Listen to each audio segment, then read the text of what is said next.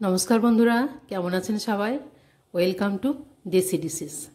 আজকে বানাবো বাঙালিদের খুব প্রিয় এবং পরিচিত একটি রেসিপি, আলু পোস্ত। আলু পোস্ত তো আমরা সবাই কম বেশি বাড়িতে বানিয়ে থাকি, তবে আমি আজকে বানাবো বীরভূমের স্টাইলে আলু পোস্ত। তো চলুন দেখে নিই কী করে বানাই। এখানে আমি নিয়ে নিয়েছি প্রায় 500 গ্রাম মতো আলু। আলুগুলোকে টুকরো টুকরো করে একদম ছোট ছোট করে কেটে নেব।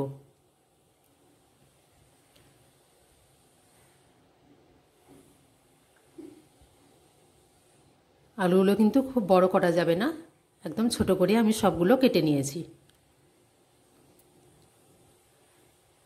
এখানে আমি মিক্সিং জার নিয়েছি, তাতে নিয়ে নেব আমি পোস্ত। এখানে আমি 500 গ্রাম আলুর জন্য 6 চামচ মতো পোস্ত নিয়েছি।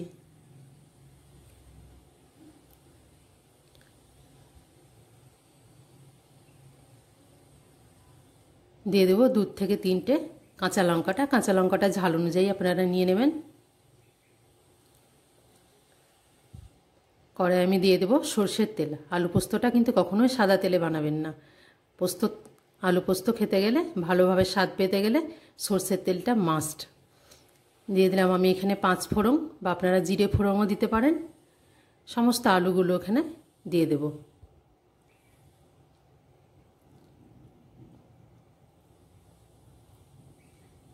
আলুগুলোকে খুব ভালোভাবে তেলের মধ্যে মিশিয়ে দেব। এই আলু পোস্তর আলু কিন্তু কখনোই লালভাবে ভাজা যাবে না। খুব লাল করে ফেললে কিন্তু আলু পোস্তর টেস্টটাই সব চলে যাবে।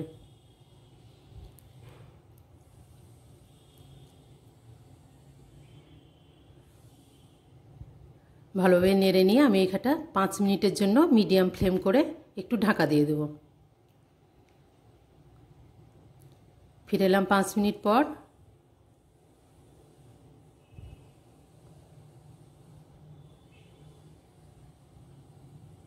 আলুটা অনেকটাই সেদ্ধ হয়ে গেছে।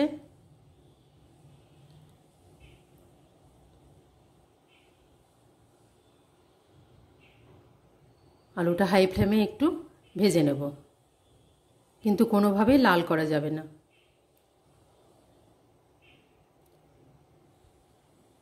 দেখুন আলুগুলো আমার ভালোভাবে ভাজা হয়ে গেছে। এবার দিয়ে দেব পরিমাণ মতো জল।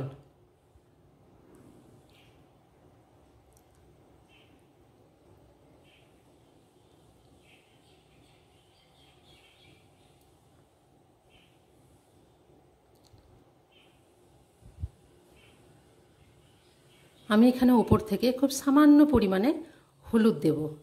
রঙটা যেন একটু হলদেটে ভাব আসে, কারণ খুব সাদা রঙ দেখতেও ভালো লাগে না। এতে কিন্তু স্বাদের কোনো পরিবর্তন হবে না। ভালোভাবে মিশিয়ে নিয়েছি। দিয়ে দেব পরিমাণ মতো লবণ।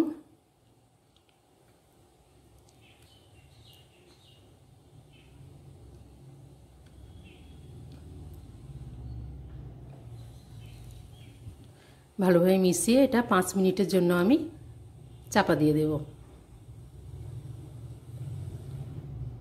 আঁচটায় কিন্তু একদম কম করে দিতে হবে। দেখুন আমার আলুগুলো সেদ্ধ হয়ে গেছে 5 মিনিটের মধ্যেই। যেহেতু এটা আমি ভালোভাবে কষিয়ে নিয়েছিলাম, তাই আলুটা খুব তাড়াতাড়ি সেদ্ধ হয়ে গেছে। এবার আমি দিয়ে দেবো ওপর থেকে 2 থেকে 3টে কাঁচা লঙ্কা আর বেটে রাখা পোস্ত। পোস্ত দিয়ে দেওয়ার পর কিন্তু আলু পোস্তটাকে একদমই জোর আছে বেশিক্ষণ ধরে ফোটাবেন না, নইলে কিন্তু পোস্তটা পুরোটা ছানা কেটে যাবে আর এর টেস্টটা একদম নষ্ট হয়ে যাবে।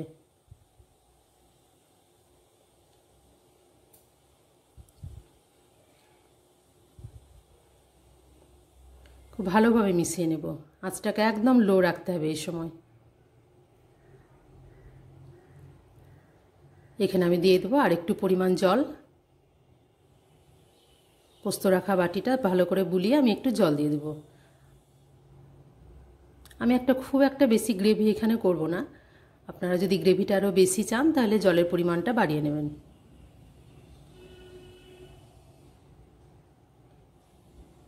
মাত্র কয়েক সেকেন্ডের জন্য আমি এটা চাপা দেব। দেখুন আমার আলু পোস্তটা একদম রেডি হয়ে গেছে। আমি গ্যাসটা বন্ধ করে দিয়েছি। এবার আমি দিয়ে দেব ওপর থেকে কাঁচা সর্ষের তেল। এর স্বাদটা কিন্তু দ্বিগুণ বাড়িয়ে দেয়।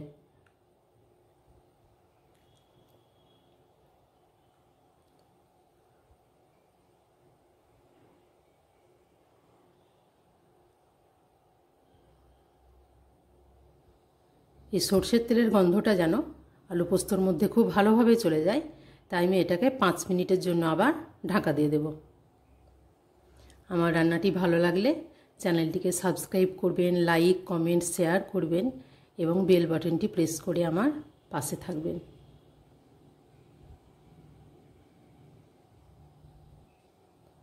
আমার আলু পোস্ত একদম রেডি। গরম গরম ভাতে এটা দারুণ জমে যাবে।